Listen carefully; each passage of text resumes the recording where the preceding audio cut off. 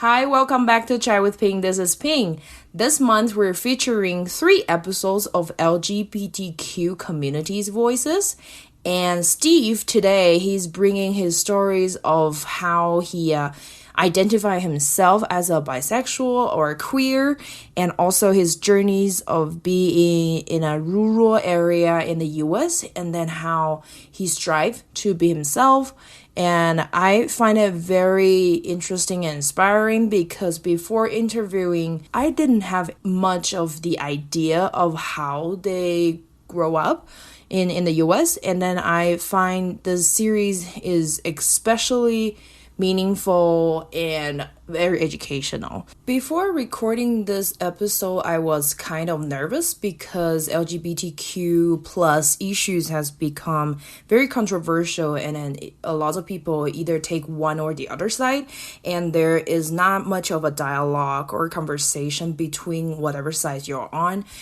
Therefore, I thought of making this episode after 1 year, and it's finally a big step and milestone for me to kind of tackle this controversial or very diverse issue at this time. And actually, I'm recording this narrative on the 4th of July, and everyone is celebrating in the US with a barbecue or hot dog because of the Independence Day.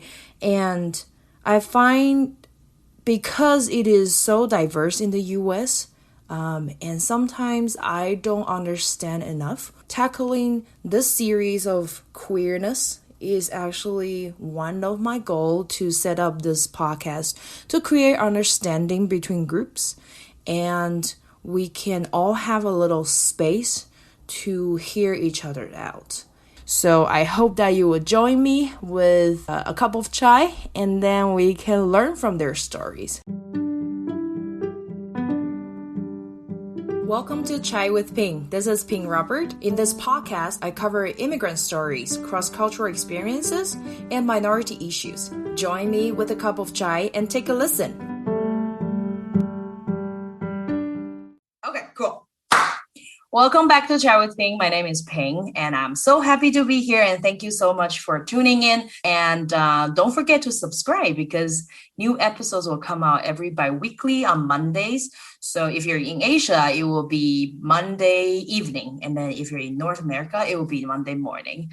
And so if you subscribe, you will always get a notification when there's a new episode. And also don't forget to follow or subscribe to different channels and follow us on Facebook or Instagram. And I would love to hear from you. So if you have any feedback or thoughts or ideas, feel free to shoot me an email or message. I would love to hear from you. All right. Today, June 2021, is a month for Pride. So the LGBTQ communities, they're celebrating their identities. And I feel like this is a great time for me to educate myself about this issue. I don't know enough, so I just want to put it up front. If I say anything which is offensive for the listeners, please forgive me. I am continuing to learn, and it's a lifelong journey. And today I invite a special guest that I met on campus, and he's a doctoral candidate at the University of Denver, and where he studies social class and rural issues in higher education. So that's why we study together, because I'm also interested in higher education. And he works for the ed tech company, designing online courses and teaches research methods to online students. He right now lives in Denver, Colorado, the USA, and with his partner Mendel and his dog Kai, and thanks to the pandemic, a bunch of fish. Let's welcome Steve Jenks. Hi, Ping. Thank you so much for coming to the show. Well, thank you for having me. I see you smile a lot when I'm talking. You definitely can tell I'm struggling reading those words, right? They're little on the screen too, probably. Thank you so much for being willing to share your stories. I know that sometimes sharing LGBTQ stories might not be the easiest, but thank you so much for letting us know a little bit more about your journey. Of course. Yeah. So let's just get started. Can you share a little bit about your background? I know that I already said something about it, but how you grew up or anything you want the listener to know before we diving into the issue. Yeah, absolutely. And I think my background, it really plays into the topic today. I grew up in a rural coastal town in Florida in the United States. It was not a big town. Most people haven't heard of it. It's pretty far from the bigger cities that have amusement parks or nice beaches. We didn't have a lot of people, and we had we had 3 high schools in the county, and they were all very spread out. And I lived there for my whole life. So I grew up, I was born and I grew up within, about 25 miles of each of the houses that I lived in. And, it's not the kind of rural area where maybe there was a lot of farming, like wheat or potatoes or anything like that. We did have a lot of like forests and some brush, and we did have some things like horses and cattle, but mostly we were a fishing town. So we had people that would do crab hunting or large fish in the Gulf Coast area. And then we also had a big power plant, was kind of the big money maker for the town. A lot of people worked for that. After graduating from high school, I went to school in Tallahassee, Florida, a larger institution. Went on to work in higher education in Tennessee briefly, and then in central New York for a couple of years before I decided I wanted to do my PhD, and that's what brought me out to Denver. In terms of, growing up, I was involved in a lot of things. I was a Boy Scout, did a lot of scouting with my friends. I did a couple of sports. I did cross country for a short bit. I did rowing for a little bit. I did social dance and played like baseball with my friends, those types of things. And then outside of that, I was really involved in journalism. I worked for my school's newspaper. I was really big into theater, so I acted a lot. I did a lot of community service. I was on an academic team where we competed against other schools. I was very nerdy. I did a lot of school stuff. I was known for, being smart back in the day. And then outside of that, I worked at a grocery store. Since I was 15, I worked for a store called Publix, where I did a lot of different things, ranging from being a bagger to a cashier. I worked the front desk. I worked in the deli. I did a lot of different things to save money or to help pay for my own bills for my car and things like that before I went off to college. The reason why I say that was really impactful for me and this topic specifically with being a member of the LGBTQ plus community was that I really didn't have any mentors or role models or anyone who I knew was gay or queer growing up other than what I saw on TV. And those were usually really kind of negative stereotypes back then. Nowadays you can go on to Netflix or Hulu and you can find TV shows and movies that really represent the queer community in a positive way. There's a lot about like children in high school and their coming out stories and just being their authentic selves. And that just wasn't something that I saw growing up. If we did hear or think that we knew of someone that was gay, it was usually our family like talking about that person in a bad way or saying to avoid that person. And so I just didn't have any positive role models. And for myself, I identify as bisexual or pansexual, which just means I have an attraction to anyone really, regardless of their gender. And because of that, like I am attracted to women too. And so throughout high school, I just had girlfriends and that was fine. But I knew that I was also a little attracted to men and wasn't sure what that meant. When I got to college, it was just a lot more freedom to explore and to do things. And I didn't have my family or my neighbors in my small town to really kind of hold me back. I was able to be a new person and live kind of a different life there that nobody knew back home. And so I was able to explore more and met with people who were more open and were living their authentic selves earlier and started to kind of explore what that meant for me.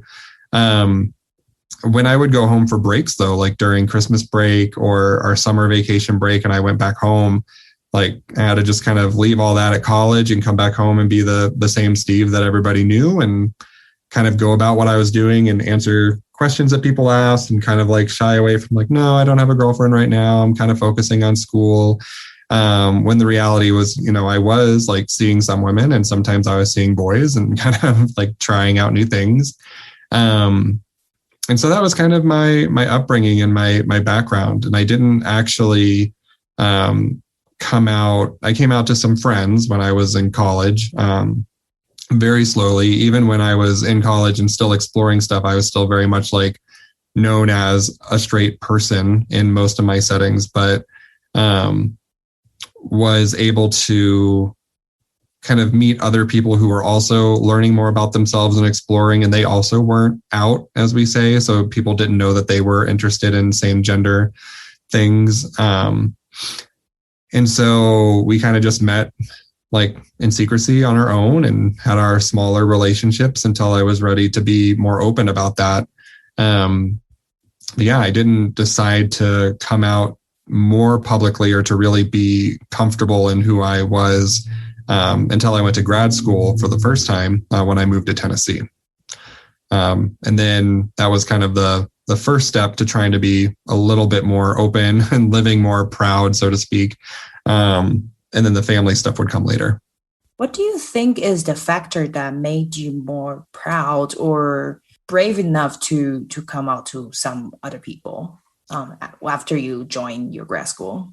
I think there were a number of things. One was I was even further from my family. So I had moved a couple of hours away to go to my undergrad institution. And then I moved many states away to go to my graduate program. And so I felt a physical distance that I think made things feel a little safer.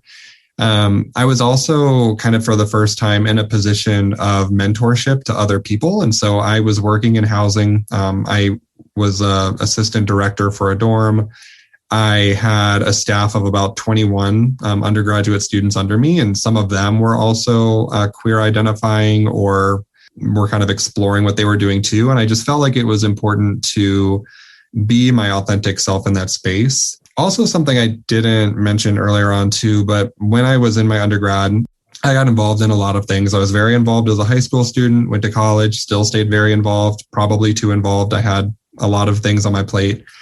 But one of the things that I did was I was an RA or a resident assistant. So I worked in the dorms. And when I was in my junior year, one of my fellow RAs was an openly bisexual woman who had a girlfriend at the time. And then at some point they had broken up and she was exploring things and we were very close. And I learned a lot about her life and how she lived very authentically.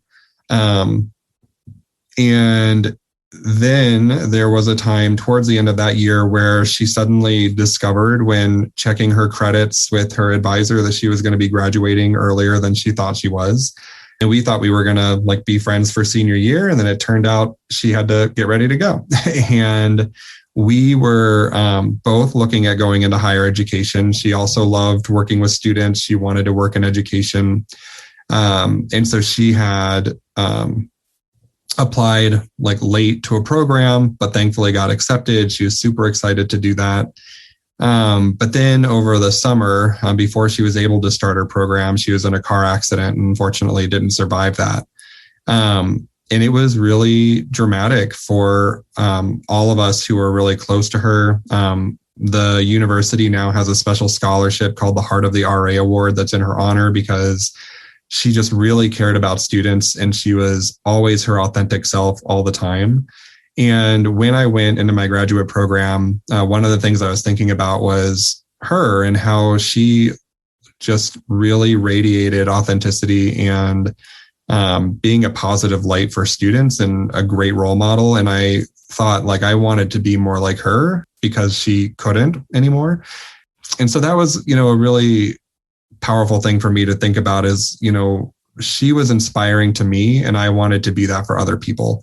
So when I started that position, I immediately was open to my staff. My staff knew who I was potentially interested in.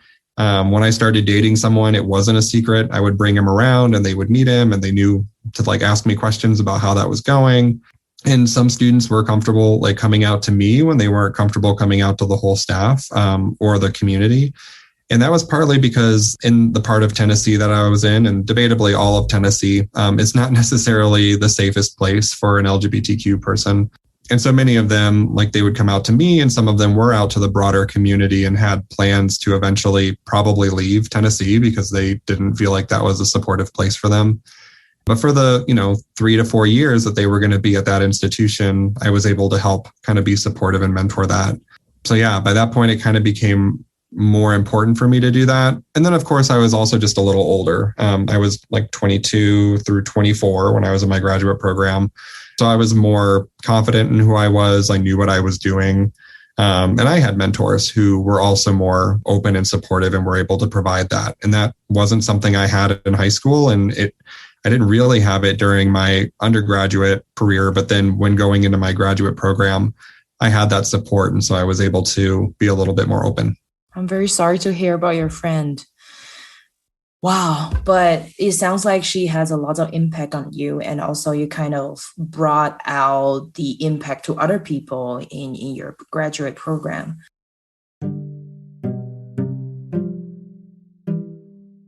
Were you ever afraid to walk out? Because I do know like in Tennessee it could be dangerous for some of you guys. Were you ever concerned? Yes and no.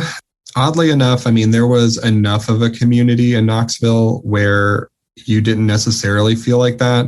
There were like bars and clubs that had special nights, and you knew that those nights were for you and you could go and be open and be yourself and all of that there.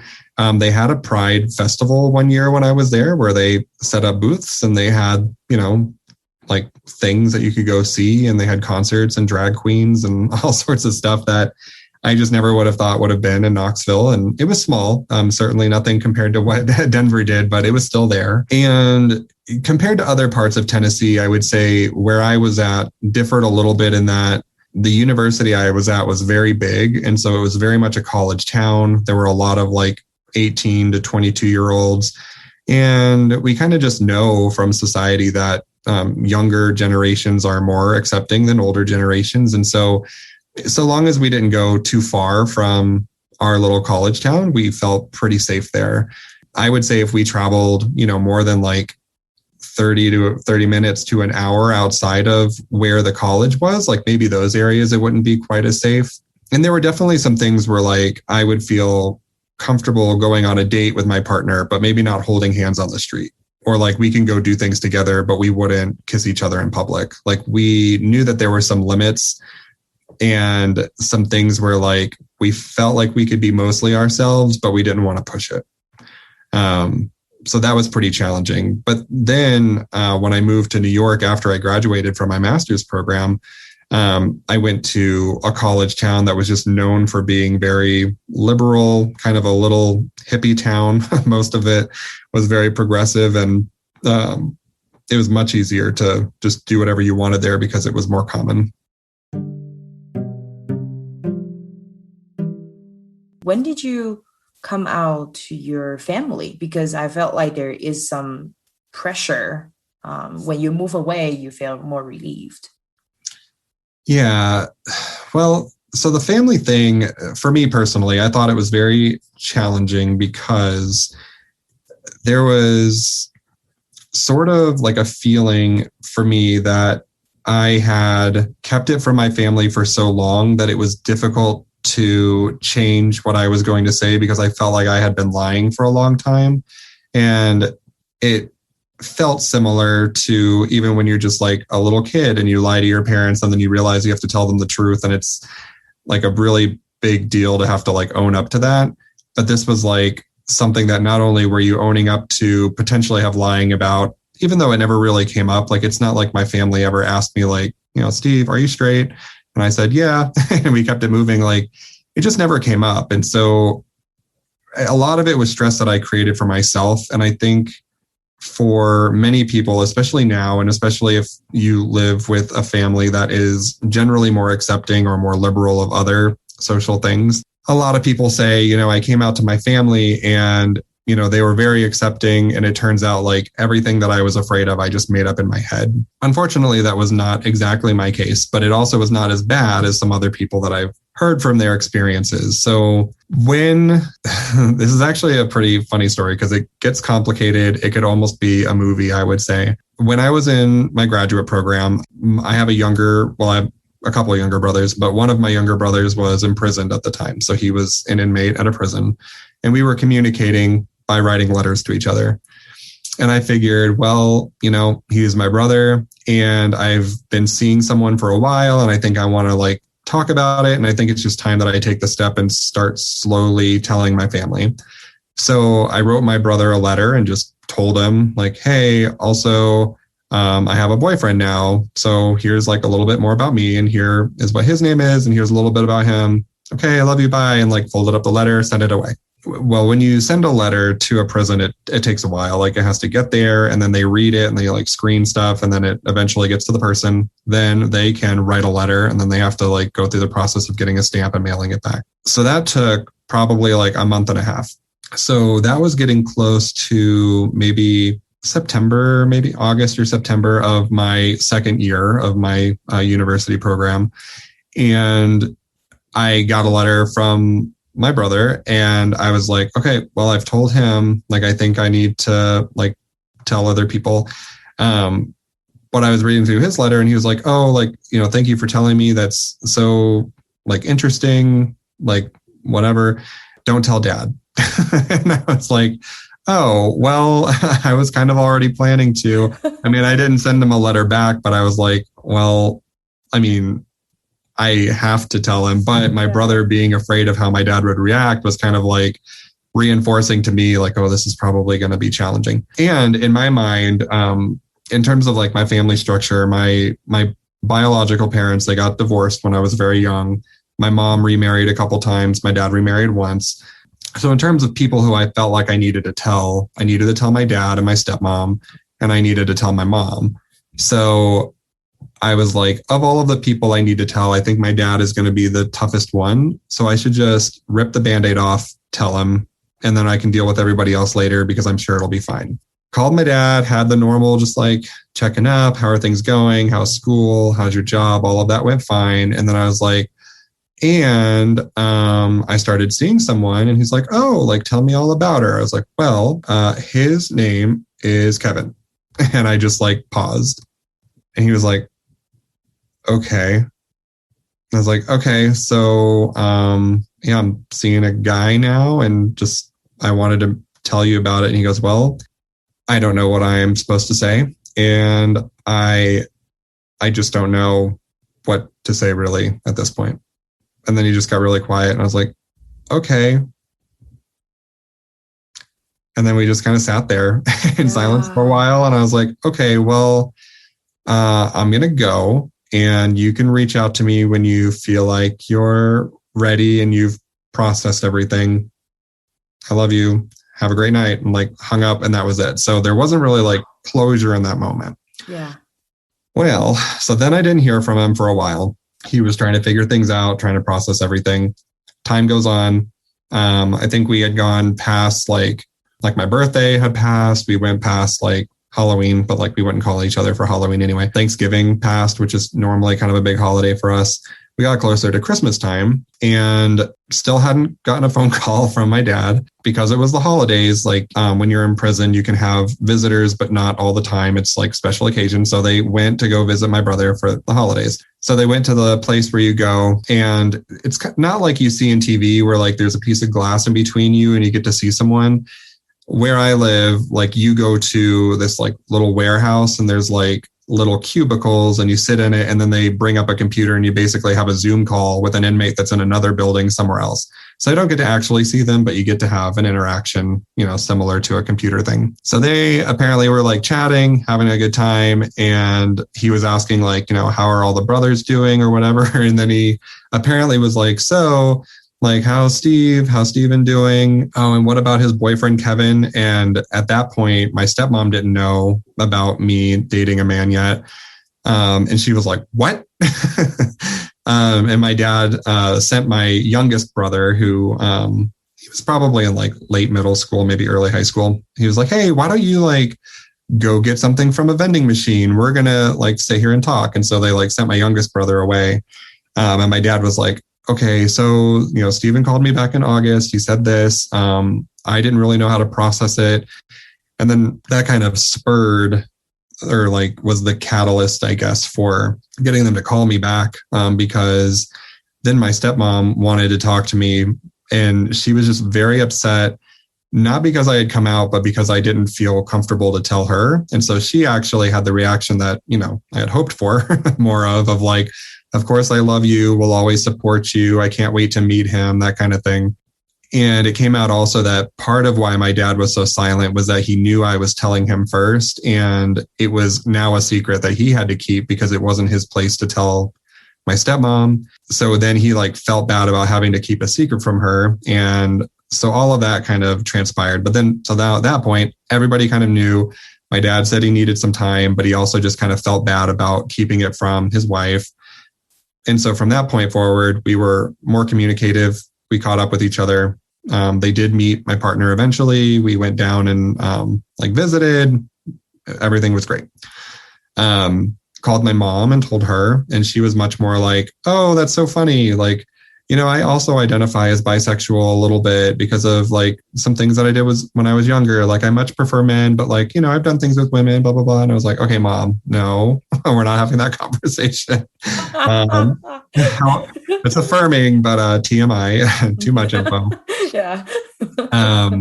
And so by that point, all of my immediate family had known. Mm-hmm. My extended family we're not super close with. So it wasn't like important for me to call my grandma or anything like that. I'm like, we're all on Facebook now. People will see things when they want to see it. They'll make their judgments, whatever. And by around that point, one of my closer cousins who was like really well known with my extended family had come out as a lesbian.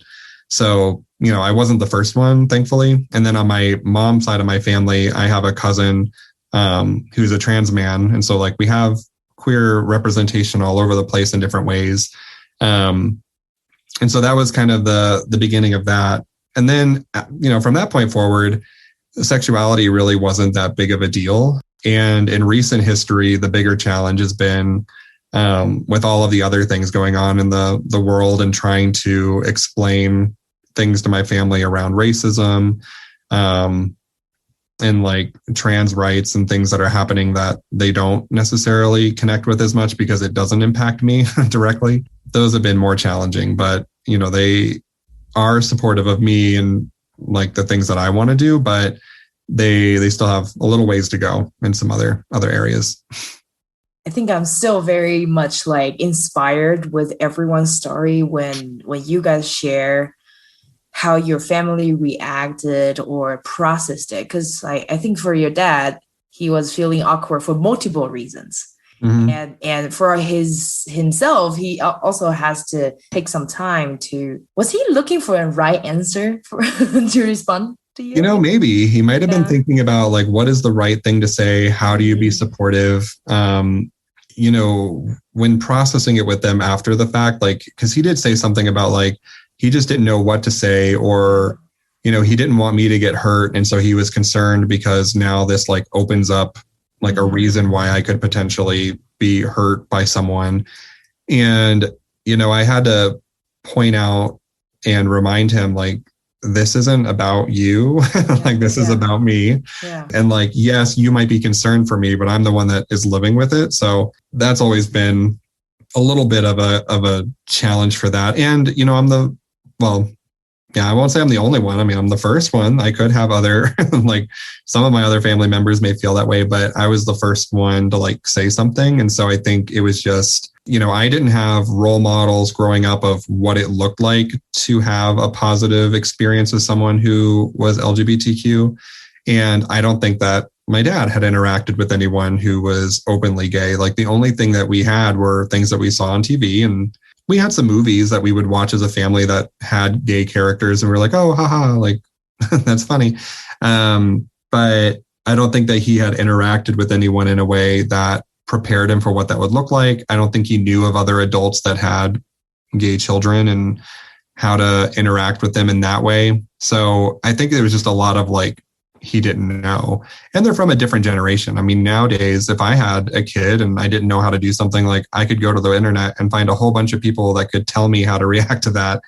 Like the internet was still coming around when I was younger, and my dad just isn't on the internet that much. So, you know, he didn't have a support system. Like he might have said something to the guys at work, but I don't know that they would have been helpful other than just like, oh, that's tough. Like, what are you doing about it? So yeah, I think that was probably the biggest part of it. And, you know, one reason why I felt safe to do it was because I was physically further away than I had been before. But at the same time, maybe the conversation would have been much faster if it would have just been like, I'm going to sit both of my parents down on the couch. I'm going to sit on the other couch and just say it. And we're just going to like be in the same space. I don't think that it would have been as awkward. I think part of why I chose to do it was that I knew if it went bad, it was just going to be hanging up a phone, and it wasn't going to be like, you know, not that I think it would have happened, but I've heard of other people that have come out and there's been like a physical reaction from their parents where, you know, somebody hit them and kicked them out of the house and said, never return. Like, I really didn't want to take the chance that would happen. By this point, I was already basically an adult. I was financially like on my own. And so even if he was like, this is the worst thing you've ever said, I never want to hear from you again, I would have been okay. It would have been much different to like hear words like that in person. So I was somewhat like doing it in a way that was protective for myself.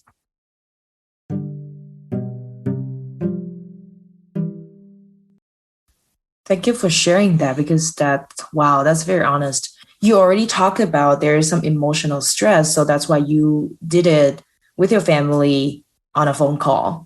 Were there any challenges that you have faced being who you are or your identities?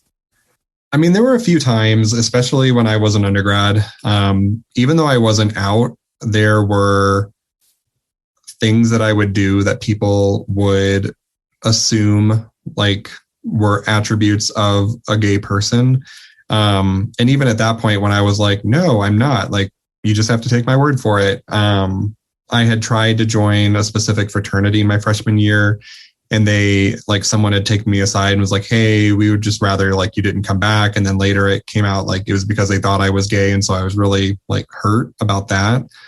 And then I ultimately ended up joining another fraternity that was like very awesome, very accepting of lots of different types of people. Like they embraced me for who I was.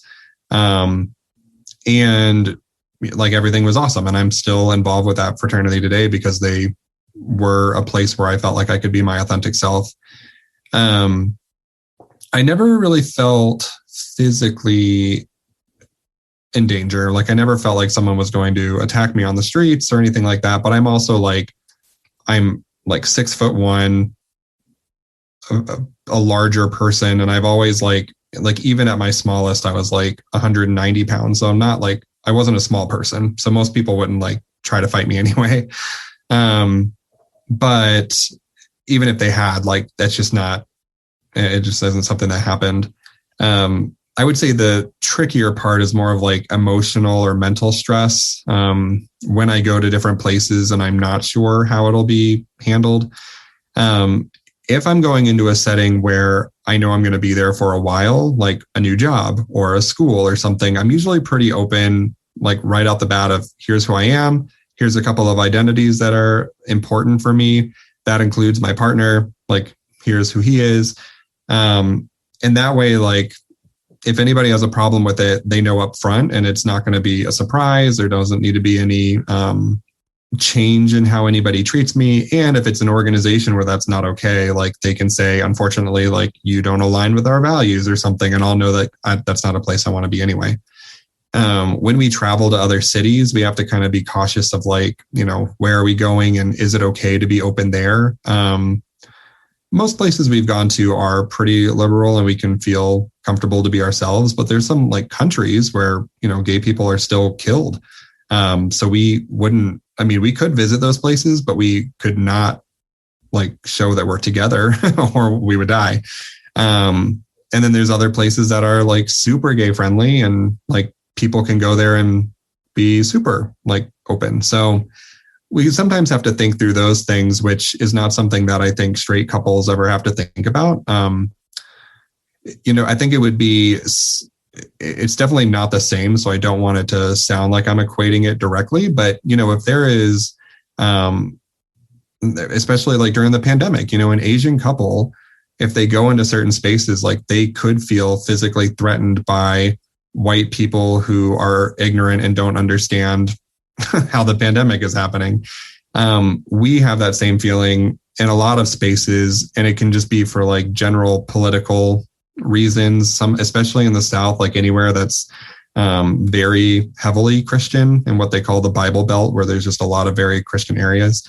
You can't be as open there because you can be denied service, or, there could be attacked. And so we just don't vacation there. Like, we're not going to go visit Alabama. We don't have a reason to go there. And so we have to plan a little bit more carefully when we're doing that to avoid potentially having the stress that comes with not being able to be our full selves.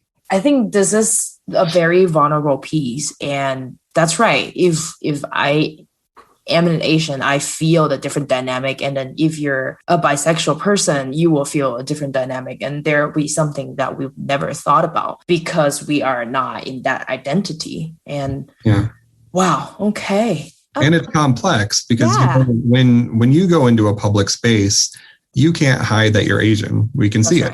We know. Yeah.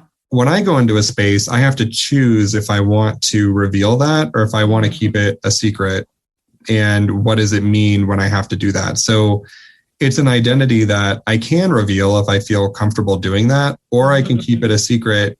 And it's also like not always important for people to know. So, I don't have to, when I go to the bank to cash a check, I don't have to tell everybody there that I have a boyfriend. Like, I don't have to reveal it to everyone.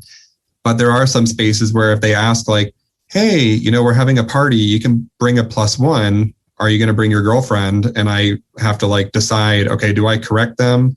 Or do I just say I don't want to come to the event anymore? Or like, is this the time that I come out? And you have to do that over and over again. But it's not in the same way that, people would look at me and they know I'm white and they know I'm male presenting. They know I'm a larger person and I'm tall. They know I wear glasses. Like, there are certain things that they can see and they can make assumptions about. And then there's things that you would have to ask me, or I would have to, say. In the same way as like, if we were going out for pizza and somebody ordered a whole bunch of pizza and it just had pork on it, and we had someone that was Muslim, but they didn't look like a traditional Muslim person, that person would have to come out and say, oh, I can't. Or they could just say, I'm not going to eat that because I don't eat pork. Or they could say, oh, I don't eat pork because I'm Muslim. And then we'd be like, oh, you're Muslim. Like, that's interesting. That's an identity we didn't know about you. So the invisible identities, I think, can be really challenging because you have to negotiate where it's safe to reveal it and where it's important to reveal it. And then in some spaces, whether you're proud to reveal it, when I get a new job or when I'm in class, or, if I'm meeting people that I know I'm going to be engaged with for a while, I think it's nice and fun just to like acknowledge that I have a partner and that he might come to some things and he would love to meet you all and that kind of thing. And so I want to bring that up sooner just because I want people to know that. And I want people to ask me about my personal life sometime, and they wouldn't be able to do that unless I was vulnerable about what that looks like. Wow. Thank you for opening up, because it's definitely more layers to think about, as we probably won't engage ourselves when we are in the privileged zone, I would call that. Could you share some moments that the people have been supportive for you, or they could be genuinely caring? Yeah. I think generally just people who are inclusive, like they use inclusive language. So it might seem weird for some if you're not used to doing it, but I always ask people like, oh, do you have a partner? Like, do you want to bring them to something? I use language that doesn't make assumptions. And I appreciate when people do that for me too, because then it allows me to say, yes, I have a wife, or yes, I have a boyfriend or a husband. And it just doesn't put people in a box that then they have to like correct you, because that's awkward for everyone. Creating inclusive spaces. So, not like creating events or having discussions where it's very pointed in a certain way where somebody might feel uncomfortable participating, being open to apologies or, apologizing for learning. I think, one of the great things about this podcast that I hear with you and your guests is, if there are things that you're learning too. And so you may not ask the right questions, but because you're asking questions from a perspective where you are genuinely interested and a caring perspective, it makes a big difference as opposed to like asking questions because you are accusing someone of something or because you want to know that information in order to harm someone. So I think that is all a big part of it. And the other, the biggest piece is just, people will come out on their own terms. If they're going to come out to you, they'll choose when the right time is and how they want to do it. And so if you suspect someone might be a member of the LGBTQ community, keep it to yourself. Don't bring it up and don't like ask someone awkwardly or beat around the bush. Like when they want to come out, they will. And if they never come out, then that's also their choice. And like, that's fine. The other ways that I think I have seen support is just, generally good allyship. Like sometimes, well, especially now, I think in recent history, it's become, people say it's performative to outwardly express your support of something, whether it be Black Lives Matter, Stop Asian Hate, Pride being an LGBTQ ally. And for companies and certain celebrities or something, maybe it is performative, like they're just doing it for whatever reason. I think it still means something. If you do support people who historically have been oppressed in some way, feel free to say that. When when we're in my team meetings, we have straight cisgendered people in our teams who for Pride Month have said like, hey, it's Pride Month. Here are some cool activities that are going on. As a reminder, they're open to everyone. And like, we're supportive of that. And even though it doesn't affect them, like hearing it means like you can feel like you can be yourself in that space, which could in turn empower someone to come out if they felt safe in that space to be able to do that. So those are kind of the big things I would say to be supportive. The other thing for myself and for my partner, we both identify as bisexual or pansexual is, just believe people when they say whatever they identify as. Sometimes it changes. Sometimes people learn more about themselves. I thought when I got to college, like, oh, well, maybe I'm just gay. And like, I've always liked boys and like, what was I doing with girls? And then as I like further developed my sense of self, I was like, oh, actually, I'm attracted to both. And then finding like, oh, I'm attracted to like lots of different types of genders, that has been important for me. But oftentimes when people will see me and my partner, they're like, oh, there's those two, like they're gay. And like, yeah, we're technically a same-sex partnership, which is gay visibly, but like we're just more than that, like more than the label you ascribe. But there are people, even in the LGBTQ community, where we'll be like, oh yeah, well, we actually identify as bi. And they're like, yeah, but you're together, so you're gay. I'm like, well, no, we're still bi. Like you can't change that. And there are many, men and women who are in opposite sex couples that, present as quote normal straight families and have children and all of that. And one of them may also be bisexual, but they chose their partnership with a different gendered person. So, queer people exist in a lot of different spaces. They're in your religious groups, they're running schools and organizations, and some of them, might die before they feel comfortable being able to come out because they don't want to face persecution. And then others of them will be very loud and proud and support them in the life they're doing. Well said. Thank you, Steve. That was very insightful. And thank you for sharing that, because I also learned from your sharing is to be genuinely asking questions. And I feel, wow, just in this whole hour, I felt like I learned so much already from your stories. But because of time, do you want people to find you?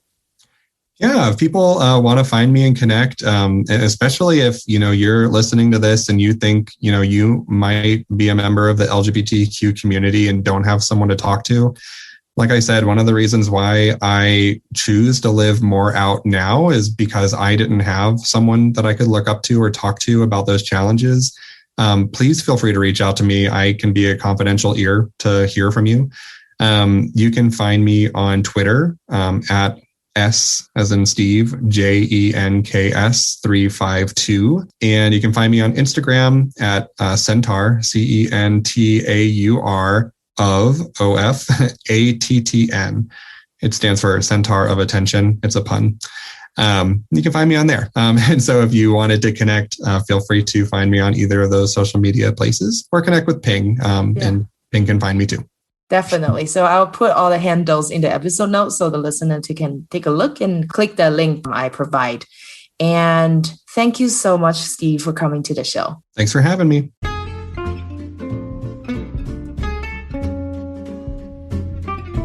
Thanks for listening to Chai with Ping. If you think someone will benefit from this episode, don't forget to share it with them. You can also follow us on Facebook and Instagram. If you like my show, you can buy me some chai with small donations. Details are in the episode notes. Till next time.